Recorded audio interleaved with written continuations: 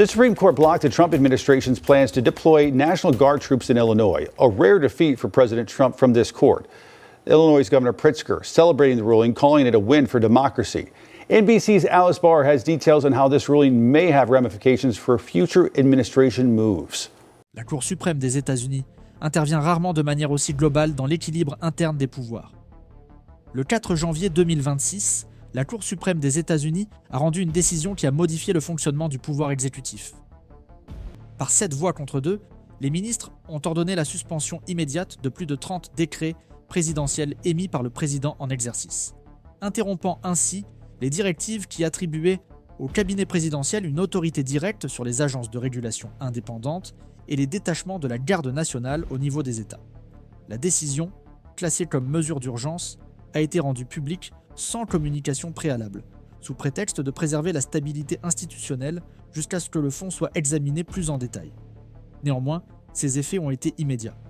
Dans les premières heures qui ont suivi sa publication, les agences fédérales ont commencé à revoir leurs directives internes, tandis que les autorités étatiques et les conseillers législatifs cherchaient à comprendre les limites exactes imposées par cette décision. L'impact de cet épisode ne s'est pas limité à ce qui s'est passé dans la salle à ce moment-là. Plusieurs départements opérant sous la direction directe de la Maison-Blanche ont commencé à adopter des mesures d'urgence. Selon les premières informations, au moins 4 États ont suspendu les opérations conjointes avec la Garde nationale, précédemment autorisées par des ordres fédéraux. Parallèlement, les secrétariats exécutifs liés à l'administration fiscale et à la sécurité intérieure ont demandé des avis supplémentaires sur la validité des décisions récentes relatives au budget, aux nominations et aux mobilisations administratives. Le Bureau des affaires juridiques du département d'État a été sollicité pour évaluer comment la suspension des ordonnances pourrait affecter les négociations en cours avec les blocs internationaux. Le département de la justice, quant à lui, a ordonné la révision des procédures mises en place sur la base de prérogatives désormais considérées comme excédentaires. L'effet immédiat n'a pas été seulement juridique, mais aussi administratif. Une sorte de ralentissement, coordonné des initiatives en cours, selon la logique que les décisions prises sur la base d'une autorité contestée doivent être réexaminées avant d'être poursuivies. L'histoire récente aide à comprendre l'importance du moment. Depuis le début de son deuxième mandat, le président avait adopté une série de mesures qui modifiaient la configuration traditionnelle du pouvoir au sein de l'exécutif. Des ordres ont été donnés pour centraliser les décisions relatives au budget, aux nominations et aux directives des agences indépendantes, avec pour justification de rendre la gestion fédérale plus agile. Parallèlement, de nouvelles interprétations constitutionnelles ont été formulées pour soutenir la possibilité de mobiliser des unités de la garde nationale sans l'autorisation des gouverneurs respectifs, ce qui a suscité des réactions immédiates de la part d'États tels que l'Oregon, l'Illinois et la Californie. Les litiges ont été portés devant les instances inférieures, jusqu'à atteindre la Cour suprême, qui a maintenant, à titre provisoire mais incisif, ordonné la suspension de la structure mise en place à partir de ces ordres. La composition du vote majoritaire attire l'attention non seulement par son résultat, mais aussi par le profil des ministres qui l'ont souscrit. 3 des 7 votes favorables à la suspension ont été émis par des magistrats nommés par le président lui-même ces dernières années, ce qui met en évidence un certain degré de dissension institutionnelle au sein d'une cour majoritairement conservatrice. Le contenu de la décision n'utilise pas de langage incendiaire, mais indique clairement que les limites constitutionnelles du pouvoir exécutif ont été dépassées. L'un des passages souligne que aucun président n'a le pouvoir d'invalider unilatéralement les prérogatives législatives par décret. Un autre mentionne que l'indépendance fonctionnelle des agences de régulation est un principe fondamental de l'architecture institutionnelle en vigueur. Ces passages, bien que rédigés de manière technique, constituent une critique objective du modèle de centralisation adopté par l'exécutif. Les réactions politiques ont été modérées, mais révélatrices. Au Congrès, les dirigeants des 2 partis se sont exprimés dans des notes officielles, soulignant l'importance de respecter les décisions judiciaires et attendant la décision définitive de la Cour. Au sein des structures internes de la Maison-Blanche, l'agitation a été plus intense. Des rapports préliminaires indiquent qu'un groupe de réponse juridique a été formé en urgence, avec pour mission de réévaluer les politiques qui pourraient être maintenues dans le nouveau paradigme. Des sources proches du département de la sécurité intérieure ont rapporté que des instructions parallèles ont été transmises aux unités sur le terrain. leur demandant de faire preuve de prudence dans l'exécution des protocoles fondés sur les ordonnances suspendues. Le scénario est devenu celui d'une transition institutionnelle forcée, où aucune nouvelle directive n'a été annoncée et aucune politique antérieure n'a été immédiatement abandonnée, dans l'attente de clarifications techniques et juridiques.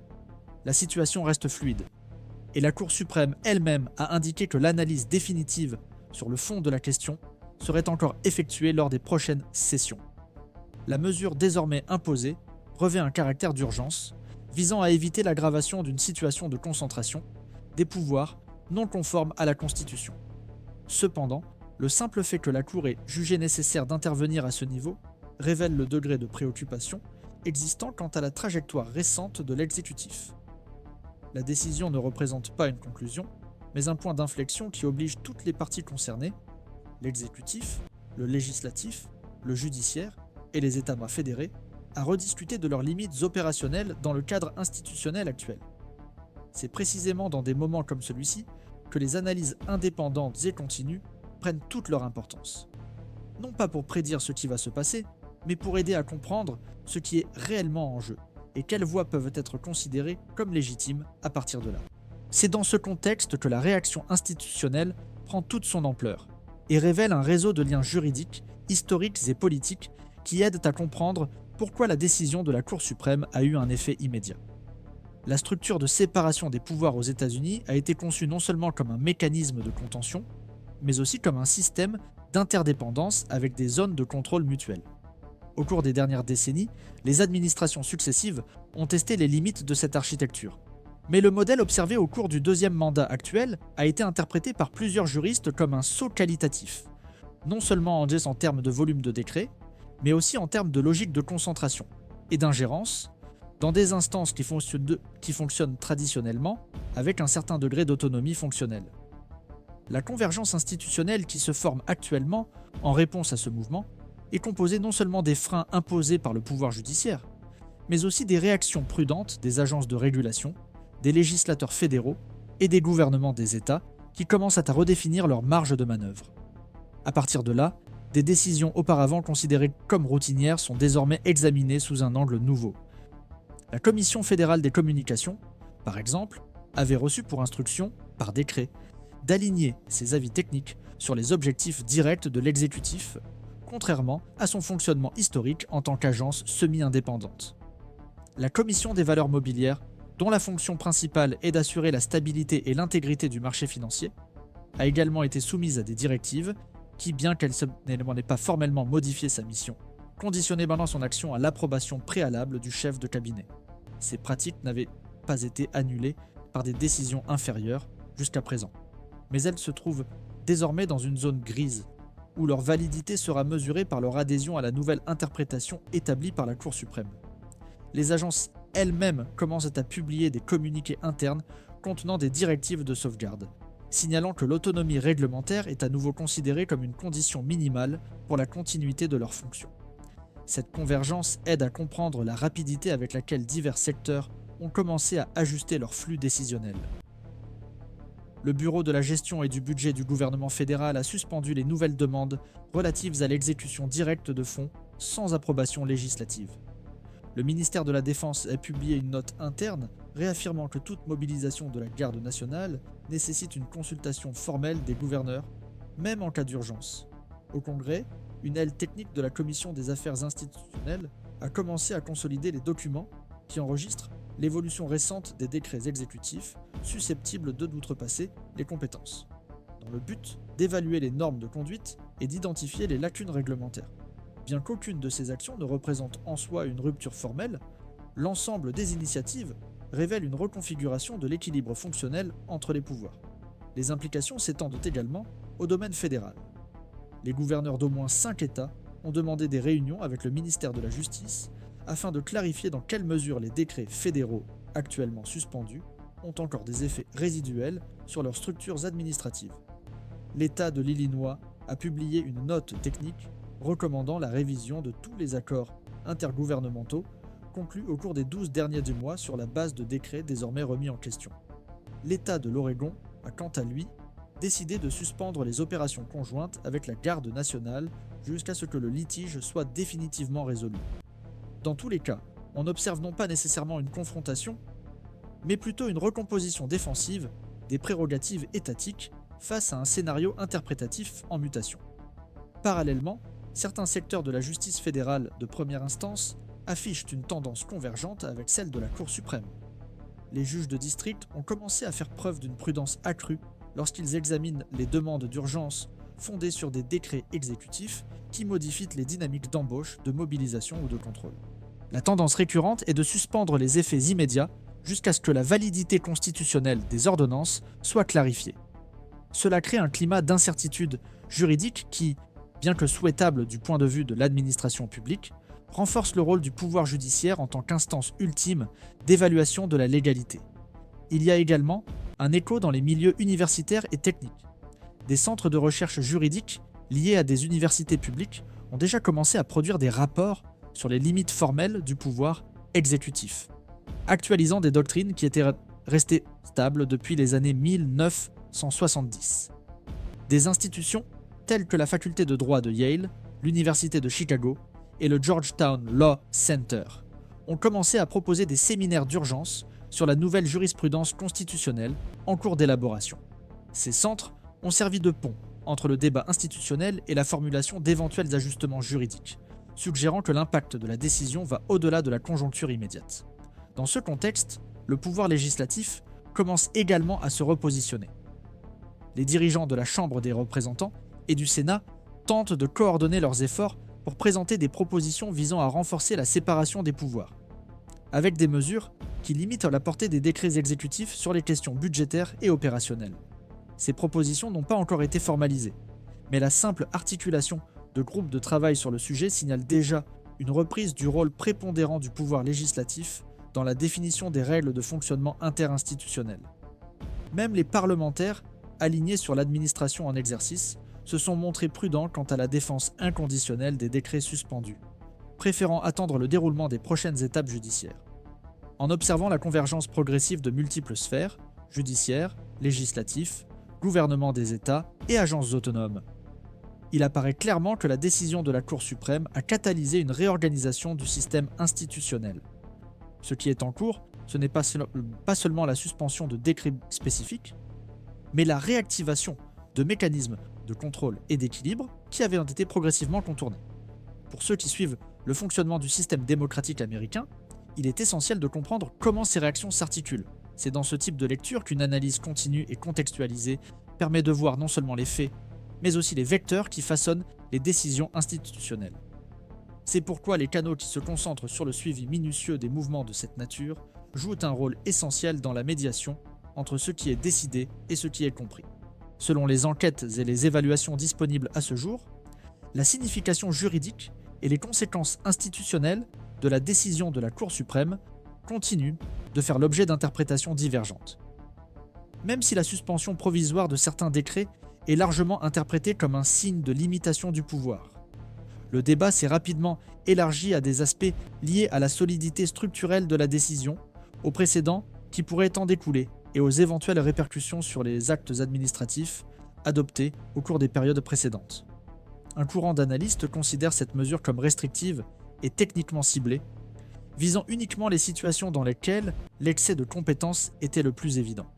En revanche, d'autres observateurs soutiennent que le raisonnement utilisé par la Cour, en particulier lorsqu'elle souligne la violation du principe de séparation des pouvoirs, peut servir de base à une relecture plus large des comportements similaires observés au cours des dernières années, avec des répercussions possibles dans divers secteurs de l'administration fédérale.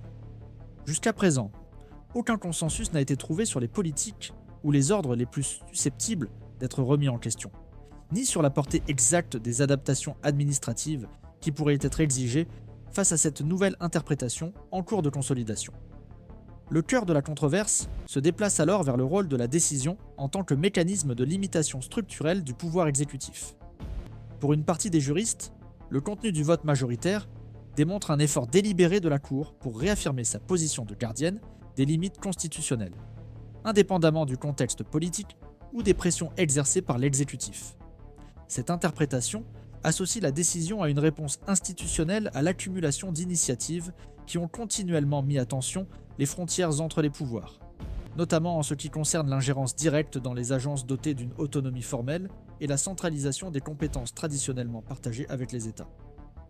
D'autre part, certaines analyses soulignent l'ambiguïté inhérente à la mesure elle-même, dans la mesure où la suspension n'a été accompagnée ni d'un calendrier défini pour l'examen du fonds, ni d'orientation claire sur la réorganisation administrative des organes concernés.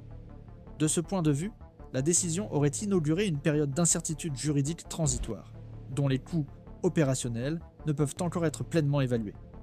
Les experts liés au Centre de recherche législative observent que la décision crée un précédent, qui pourrait être invoqué dans de futurs litiges sur les limites du pouvoir exécutif. L'absence de délimitation détaillée des types d'ordonnances exécutives qui doivent nécessairement être soumises au contrôle judiciaire renforce l'impression que l'application de cette interprétation pourrait varier en fonction de la composition de la Cour et du contexte politique de chaque affaire. Cette indétermination normative, bien que récurrente dans les processus de réorganisation institutionnelle, impose aux organes administratifs d'adopter une attitude plus prudente et de réviser constamment leurs actes. Dans ce contexte, les services juridiques de différentes agences fédérales ont déjà entamé des analyses internes, afin de réévaluer les contrats, les procédures et les directives qui étaient exécutées sur la base de décrets désormais contestés.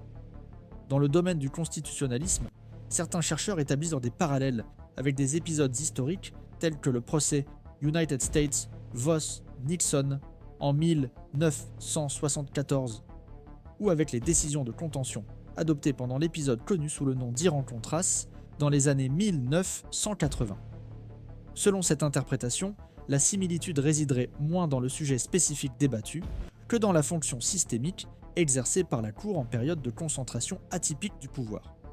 D'autres analystes, cependant, évitent les comparaisons directes, arguant que le scénario actuel implique une combinaison unique entre un exécutif renforcé et la présence de structures parallèles de conseils juridiques au sein même du gouvernement, ce qui rend difficile la formulation de critères stables pour l'évaluation institutionnelle. Du point de vue fédéral, les réactions des gouverneurs et des procureurs généraux des États restent divisées. Certains États interprètent cette décision comme une occasion de retrouver une plus grande autonomie, en particulier dans les domaines liés à la sécurité publique et à l'utilisation de la garde nationale. D'autres préfèrent adopter une attitude prudente, attendant que le fond de l'affaire soit tranché avant de réorienter leurs accords et leur stratégie de coopération avec le gouvernement fédéral.